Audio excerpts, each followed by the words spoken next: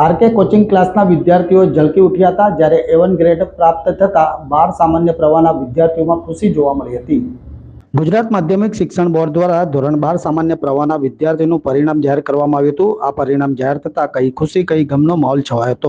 मेरा नाम चैताली प्रभाकर महाजन है और मैंने अभी 12वीं की रिजल्ट 12वीं का पेपर दिया है और उसमें मुझे खबर ही नहीं था कि मुझे इतना अच्छा रिजल्ट आएगा। मैंने कभी सोचा ही नहीं था क्योंकि मुझे 10वीं में 82% थे और अब 12वीं के आज जब मैंने सुबह रिजल्ट देखा ना तो खुशी से पागल हो गई थी मैं जब मैंने अपने परसेंटेज देखे कि मुझे 93.71% आए और मेरे 94% एग्जैक्टली इतने आए और मुझे ना खबर ही नहीं थी कि मुझे इतने आ सकते हैं क्या।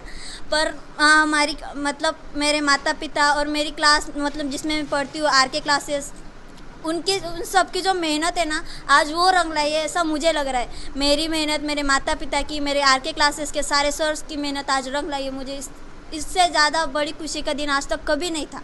जी आपने कहा 10वीं में आपको 83% आया है और 10वीं से लेकर 12वीं तक का जो आपका सफ़र था जो स्ट्रगलिंग सफ़र कहा जाता है कैसा सफ़र था आपका?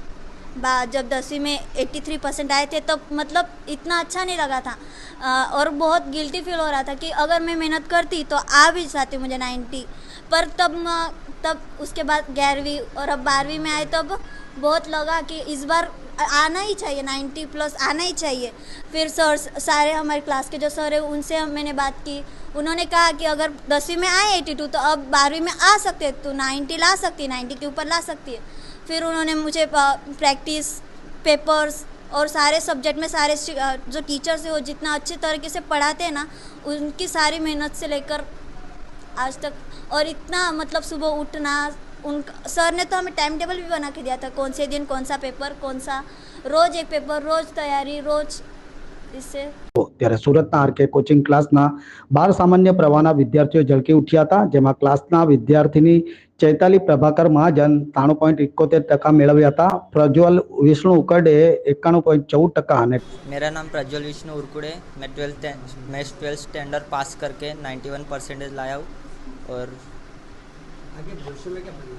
भविष्य में मैं मतलब बीकॉम के साथ जो कॉम्पिटिटिव एग्ज़ाम आती होता है उसकी तैयारी करना चाहता हूँ। ये तो मतलब डिफ़िकल्ट नहीं था, हमारे राहुल सर ने जो प्लानिंग दी उसी सब से पढ़ा तो सब इजी था सब कुछ। तो सुबह में कितने बजे उठते थे कितने बजे पढ़ाई करते थे कितने घंटे थे और मम्मी पापा खास कर क्या बोलते थे पढ़ाई के लिए? मम्मी पापा तो बोलते थे बस पढ़ लो अभी बाद में तो मज़ा ही मज़ा है ऐसा हुआ। कभी कभी ऐसा बोला होगा कि पढ़ाई मत कर काम धंधा कर ले बड़ा कभी नहीं। मम्मी पापा ने कभी बोला? घर से ऐसा कभी फोर्स नहीं किया, बोले पढ़ने पे ध्यान दो खाली बस। खास करके मिडिल क्लास से आते और आपके पप्पा क्या काम करते थे पप्पा ने आपको किस तरीके से गाइडेंस किया? हाँ पापा हीरे के कारखाने में काम करते हैं। पापा ने बोला था खाली पढ़ लो अच्छे से अभी टाइम है तो जितना पढ़ना है तब तक पढ़ लो ऐसा। जो अदर क्लास बच्चे लोग हैं जो मिडिल क्लास से आते हैं उनके फैमिली कहीं ना कहीं ना बोलते कि पढ़ाई मत करो तो उनके माता पिता को क्या कहना चाहते हैं? उनके माता पिता को कहना चाहता हूँ कि अगर बच्चे की पढ़ने की इच्छा हो तो पढ़ने देना चाहिए और उसे पढ़ाना भी चाहिए। मेरा नाम चैताली संदीप पाटिल कौन से दौरान का अभ्यास कर रहे थे और क्या रिजल्ट था आपका? 12th स्टैंडर्ड में पढ़ रही थी और हमें मतलब हमारी जो तैयारी थी उस हिसाब से तो बहुत अच्छे परसेंटेज आए पर हमारे सर की इच्छा थी कि सब लोग A1 में आने चाहिए पर हमने सर को नाराज़ नहीं किया है पर अच्छे परसेंटेज लाए इसकी हमें बहुत खुशी है।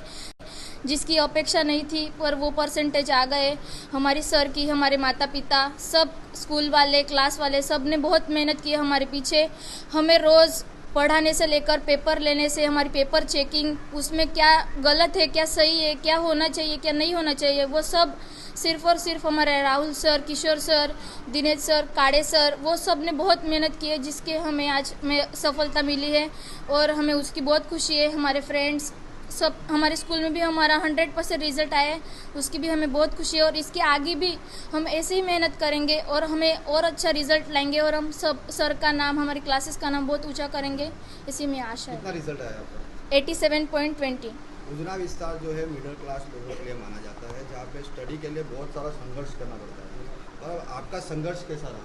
हमारा संघर्ष मतलब जैसी हमारी पढ़ाई थी उस हिसाब से तो हमें थोड़े कम मार्क्स आए पर हमारे सर ने हमें बहुत मेहनत कराई उस हिसाब से हमें बहुत अच्छे आए। हमारे सिर्फ सर अगर हमारे मेहनत नहीं कराते तो हम इतना रिजल्ट नहीं ला पाते।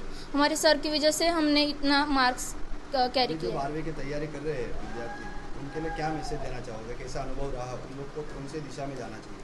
12वीं के जो स्टूडेंट्स हैं उनके लिए मैं कहना चाहूँगी, अगर आपको कम मार्क्स भी है तब भी आप ज़्यादा मार्क्स ला सकते हैं। सिर्फ कंटिन्यू मेहनत करना, स्टडी करना, दूसरे किसी चीज़ों में ध्यान नहीं देना और सिर्फ अपनी स्टडी, अपने टैलेंट पर फोकस करना चाहिए, जिसकी वजह से हम ज़्यादा मार्क्स ला सकते हैं। आप अपने भविष्य में क्या करना चाहोगे?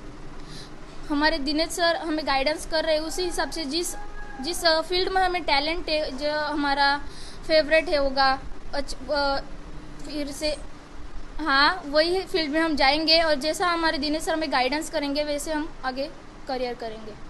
જેથી આરકે કોચિંગ ક્લાસના સંચાલકોએ તમામ વિદ્યાર્થીઓને અભિનંદન પાઠવ્યા હતા. તો ક્લાસના કેટલાક વિદ્યાર્થીઓએ A1 ગ્રેડ મેળવતા ખુશીની લહેર જોવા મળી હતી. નમસ્કાર, મારું નામ રાહુલભાઈ ઢગે, સંચાલક આરકે કોચિંગ ક્લાસીસ. આજે ધોરણ 12 કોમર્સ વિભાગનું જે પરિણામ જાહેર થયું એના અનુસંધાને બધા વિદ્યાર્થીઓ અને અમે શિક્ષકગણો આજે અહીંયા ઉપસ્થિત છીએ. ધોરણ 12નું બહુ વિદ્યાર્થીઓએ જબરદસ્ત અને સારા પરિણામ પ્રાપ્ત કર્યા છે વિદ્યાર્થીઓ આજે, જેને અમે સંચાલક અને શિક્ષકોને બહુ આનંદની લાગણી અનુભવી રહ્યા છે. આજે વાત કરું તો અમારી સાથે સંચાલક શ્રી કિશોરભાઈ ઇંગળે, શિક્ષક શ્રી દિનેશભાઈ, ગૌરવ સર અને આ વિદ્યાર્થીઓ પર જે મહેનત કર્યા, મહાવીર સર હોય કે પછી કાળેશ્વર હોય કે અમારા વાનકેટેશ્વર હોય, બીજા શિક્ષકો, અને આ વિદ્યાર્થીઓએ જે મહેનત કરીને આજે સારા પરિણામ પ્રાપ્ત કર્યા છે એ એમના માતા પિતા, સ્કૂલ અને અમારા માટે બહુ ગૌરવની બાબત છે. આજે આ ક્લાસના 3 વિદ્યાર્થીઓ A1 પ્રાપ્ત કર્યા છે, જેમના માતા પિતા એક સામાન્ય પરિવારમાંથી જે વિદ્યાર્થીઓ આવે છે, લૂમ્સમાં કામ કરે છે, એ વિદ્યાર્થીઓ 94, 91, 90% પ્રાપ્ત કર્યા છે. અને એની સાથે બીજા 18 જે વિદ્યાર્થીઓ છે એમને A2 ગ્રેડ પ્રાપ્ત કર્યો છે. ખરેખર આ મધ્યમ વર્ગીય વિસ્તારમાં જે વિદ્યાર્થીઓ મહેનત કરીને, સંઘર્ષ કરીને આજે સફળતા પ્રાપ્ત કરે છે એ બહુ પ્રશંસનીય છે અને એક ઉદાહરણરૂપ છે સમાજમાં કે સંઘર્ષ કરીને તમે આગળ વધી શકો છો. તમારી પરિસ્થિતિને તમે તમારી નબળાઈ ન બનાવીને એની તમે તાકાત બનાવીને આગળ વધી શકો છો.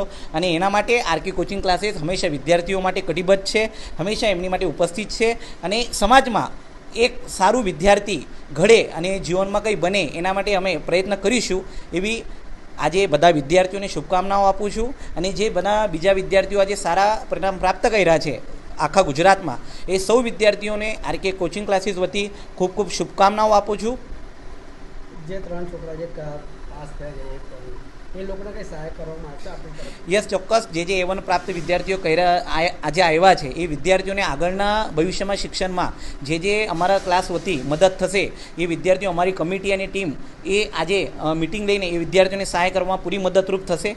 અને જે આવા કંઈક વિદ્યાર્થીઓ છે જે ભણમાં પાછળ રહી જાય અને એ લોકો ટેલેન્ટેડ છે, Yes. એ લોકો માટે આપણો કોઈ પ્રયત્ન રહેશે કેવી રીતે? જે વિદ્યાર્થીઓને એક તો એવું છે કે આપણે મધ્યમવર્ગીય વિસ્તાર છે, લોકો કમાઈના માટે શિક્ષણને છોડી દે છે. પહેલી બાબત તો તેમને એક જ કહેવું છે કે ભાઈ તમારે જો નબળાઈ હોય, આર્થિક સમસ્યા હોય તો અમે એ વિદ્યાર્થીઓને ફ્રીમાં બનાવશું. બરાબર, એ લોકોથી કોઈ પૈસા લેવામાં આવશે નહીં, પણ ભણવાની એ લોકો માટે આવડત હોય, ટેવડ હોય તો અમે એ લોકોને આગળ લઈ જઈશું. તેવા ગમે તે વિદ્યાર્થીઓ હોય જેમના આર્થિક રૂપે સંઘર્ષ કરતા હોય એમને અમે મદદ કરવા ચોક્કસ ક્લાસીસ આગળ આવશે.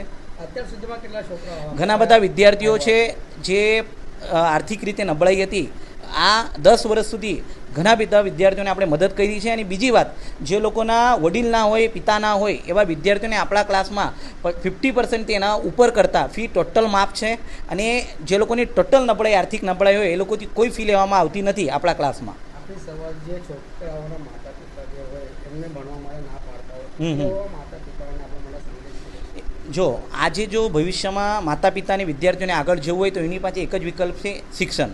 શિક્ષણ લઈને જ વિદ્યાર્થી આગળ જઈ શકે છે. તો માતા પિતાને મારો એક જ સંદેશ છે કે આજે આપણે થોડીક કમાનીને લાલચમાં વિદ્યાર્થીઓના શિક્ષણનું નુકસાન ના કરો.